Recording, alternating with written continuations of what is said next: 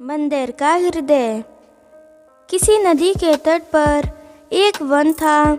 उस वन में एक बंदर निवास करता था, जो वन के फल आदि खाकर अपना निर्वाह करता था। नदी में एक टापू भी था और टापू और तट के बीच में एक बड़ी सी चट्टान भी थी। जब कभी बंदर को टापू के फल खाने की इच्छा होती, वह उस चट्टान पर, उस टापू पर पहुंच जाता और जी भर अपने मनचाहे फलों का आनंद उठाता। उसी नदी में घड़ियालों का एक जोड़ी भी रहती थी।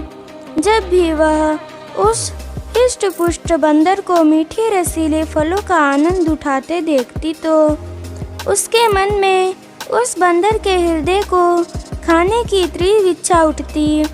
एक दिन उसने नर घड़ियाल से कहा, प्रिय, अगर तुम मुझसे प्रेम करते हो तो मुझे उसका हृदय खिलाकर दिखा दो। नर घड़ियाल ने उसकी बात मान ली।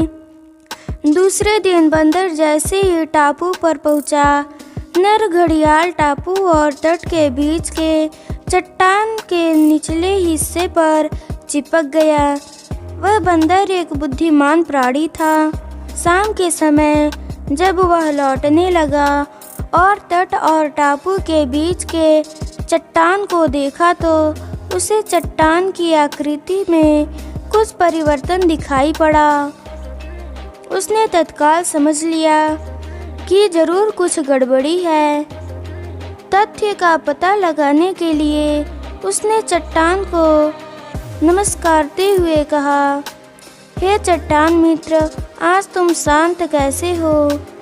मेरा अभिवादन भी स्वीकार नहीं कर रही हो।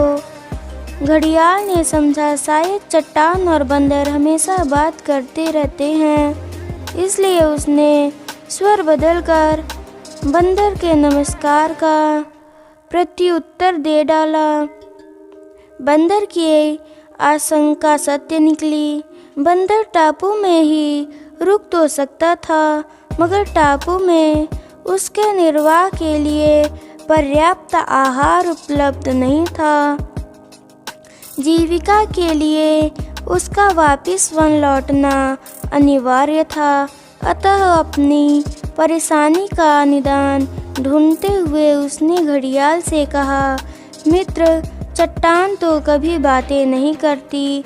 तुम कौन हो और क्या चाहते हो? तंबी घड़ियाल ने तब उसके सामने प्रकट होकर कहा, ओ बंदर, मैं एक घड़ियाल हूँ और तुम्हारा हृदय अपनी पत्नी को खिलाना चाहता हूँ। तभी बंदर को एक युक्ति सूझी। उसने कहा, हे घड़ियाल, बस इतनी सी बात है तो तुम तत्काल अपने मुख खोल दो। मैं संघर्ष ही अपने नश्वर शरीर को तुम्हें अर्पित करता हूँ। बंदर ने ऐसा इसलिए कहा कि वह जानता था कि जब घड़ियाल मुख खोलते हैं तो उनकी आंखें बंद हो जाती हैं।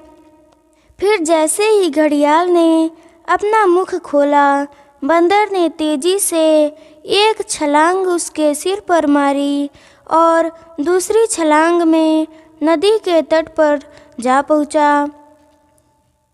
इस प्रकार अपनी सूझबूझ और बुद्धिमानी से बंदर ने अपने प्राण को बचा लिए।